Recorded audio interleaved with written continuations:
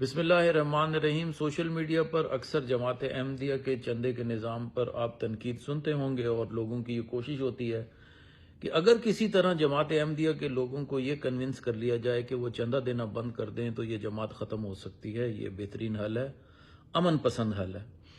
میرے بھائی، جو تنقید اور اعتراض جس اسٹیج پر بیٹھ کر، بات کو غور سے سمجھنے کی کوشش کریں، جس اسٹیج پر بیٹھ کر مسلمان لوگ جماعت احمدیہ کے چندے کے نظام پر تنقید اور اعتراض پیش کر رہے ہیں، وہ اسٹیج بذات خود، یعنی کہ بذات خود اسلام ہے کیا؟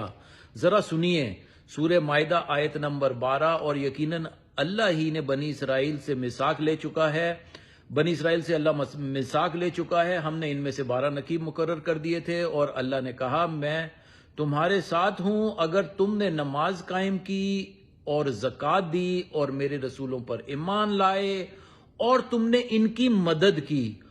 رسولوں کو انسانوں کی مدد کی ضرورت ہے، اور تم نے ان کی مدد کی اور اللہ کو قرض حسنہ دیا۔ اللہ کو قرض حسنہ کی ضرورت ہے۔ جس اسٹیج پر آپ بیٹھے ہوئے جماعت احمدیہ کو تنقید کر رہے ہیں، اس اسٹیج کے اللہ کو قرض حسنہ کی ضرورت ہے۔ بات سمجھ میں آ رہی ہے؟ اللہ کو قرض حسنہ دیا تو میں ضرور تم سے تمہاری برائیوں کو دور کر دوں گا، اور ضرور تمہیں ضرور ایسی جنتوں میں داخل کروں گا جن کے دامن میں نہریں بہتی ہوں گی۔ پس جس نے ان کے بعد کفر کیا تو یقیناً سیدھی راہ سے بھٹکے ہوئے ہیں۔ یہ آپ اس اسٹیج پر، اسلام کے اسٹیج پر بیٹھ کر تنقید کر رہے ہیں۔ آگے آ جائیے، لن تنالوا البر حتی تنفقوا 392 چیپٹر 392، تم ہرگز نیکی کو پا نہیں سکو گے یہاں تک کہ تم ان چیزوں میں خرچ کرو جن سے تم محبت کرتے ہو، اور تم جو کچھ بھی خرچ کرو اللہ اس سے بخوبی واقف ہے۔ آگے چلیے، سب مطلب کیا کہتے ہیں، چوٹی پر پہنچا، آپ کو وہ سمجھ میں آ جائے گی۔ باغ فدق تھا کیا، جھگڑا تھا کیا؟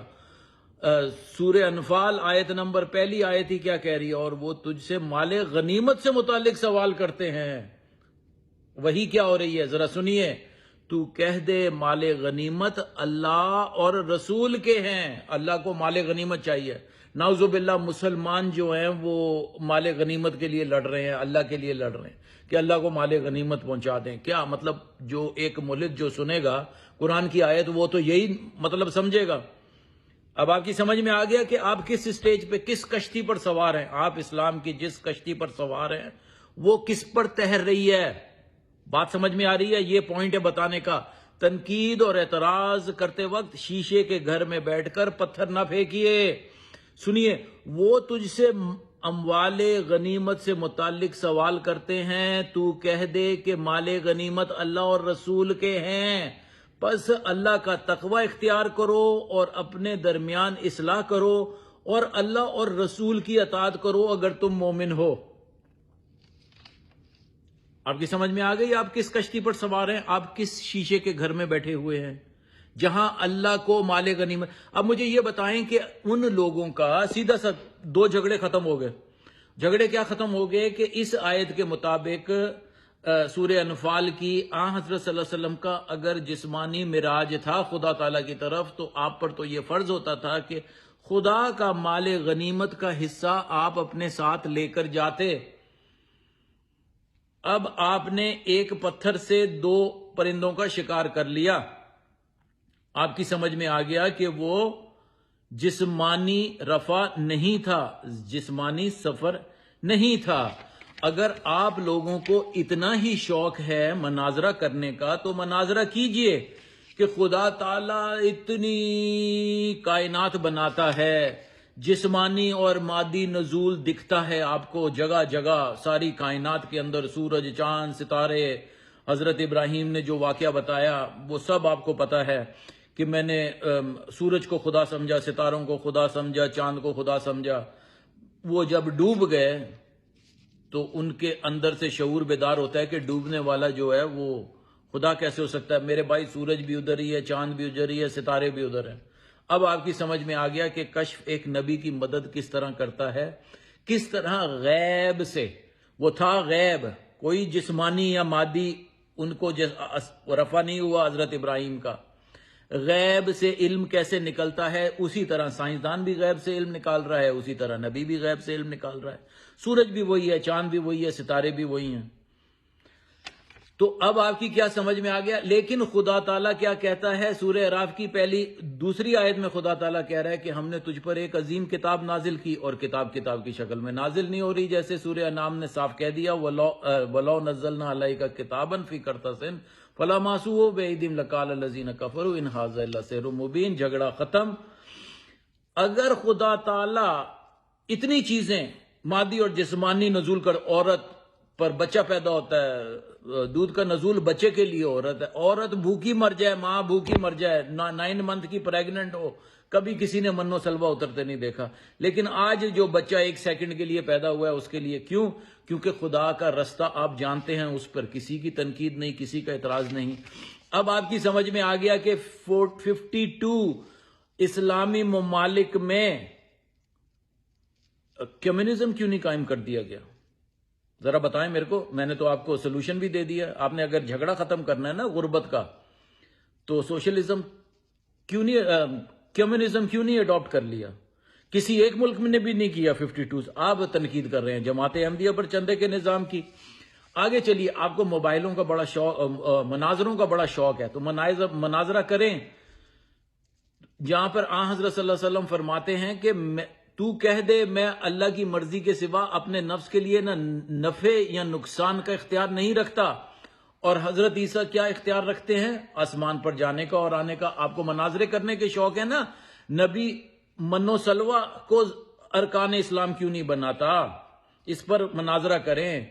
نبی زکوٰۃ کو ہی ارکان اسلام کیوں بناتا ہے؟ اس پر کریں مناظرہ. اگر نبی کے مٹھی کے کنکر اور خدا تعالی سورہ انفال میں جو بتایا گیا کہ یہ کنکر تو نے نہیں اللہ نے پھینکے، ان کو تو نے قتل نہیں کیا بلکہ اللہ نے قتل کیا ہے، تو نبی کو اپنے صحابہ کے بچوں کو، صحابہ کو شہید کرانے کی، بچوں کو یتیم کرانے کی، ان کی بیوہ عورتوں کو بیوہ کرانے کی کیا ضرورت ہے؟ اللہ آ کے کیوں نہیں لڑتا؟ جو یہی تو بنی اسرائیل نے کہا تھا حضرت موسیٰ سے، جا تو اور تمہارا خدا جا کے لڑو. آپ کی سمجھ میں سارا جھگڑا آ گیا. آپ یہ مناظرہ کیوں نہیں کرتے؟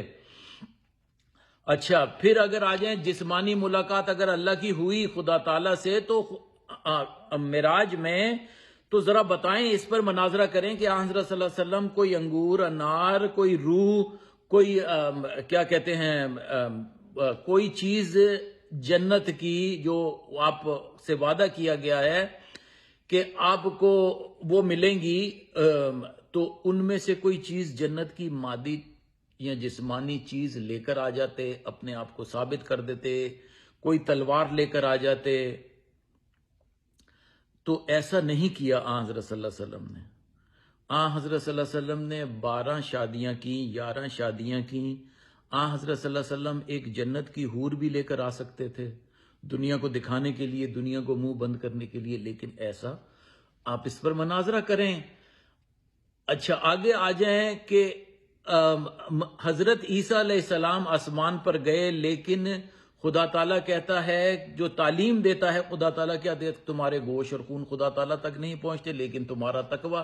اس آیت کو کدھر چھپائیں؟ مناظرہ کریں کہ حضرت ابراہیم نے اپنے باپ پر جو ایمان لے کر آئے تو کہا کہ تیرے بنائے ہوئے بت نہ بول سکتے ہیں، نہ دیکھ سکتے ہیں، نہ کسی کی مدد کر، نہ اپنی مدد آپ کر سکتے ہیں. ذرا مناظرہ کریں کہ وہی حضرت ابراہیم علیہ السلام 4 پرندوں کا کیما کرتے ہیں اور کیمے کو مختلف جگہ پر رکھتے ہیں اور اپنی طرف بلاتے ہیں اور کیما اڑتا ہوا آ جاتا ہے. یہ کیا ہو گیا کہ پہلی تعلیم یہ دی گئی مسلمان بچے کو کہ وہ بت نہیں بولے گا، اب وہ کیما اڑتا ہوا آ رہا ہے. مناظرہ کریں کہ خدا تعالیٰ انسانوں کو ناراض ہو کر بندر اور سور بنا سکتا ہے، تو وہ لکیر کہاں پر کھینچیں گے؟ ذرا مناظرہ کریں کہ خدا تعالیٰ کہتا ہے کہ ہم نے تمہارے پر لباس اتارا، لباس کا نزول نہیں ہوتا، کوئی کسی کوثر کا جسمانی نزول نہیں دکھا، کوئی ایسا نزول جسمانی کتاب کا نزول نہیں دکھا، کوئی رسی لٹکتی نہیں دکھی. نبی کے ارد گرد کے لوگ جو ایمان لاتے ہیں سچائی دیکھ کر ایمان لے کر آتے ہیں، لیکن یہ کیا وجہ ہے کہ ہزاروں میل کے دور کے جو لوگ ہیں ان کو سچائی دکھ رہی ہے، حضرت صلی اللہ علیہ وسلم کے چچا کو جو بالکل ساتھ تھے ان کو پروٹیکٹ کرتے تھے ان کو کوئی سچائی نہیں دکھ رہی. جزاک اللہ. مناظرہ کریں.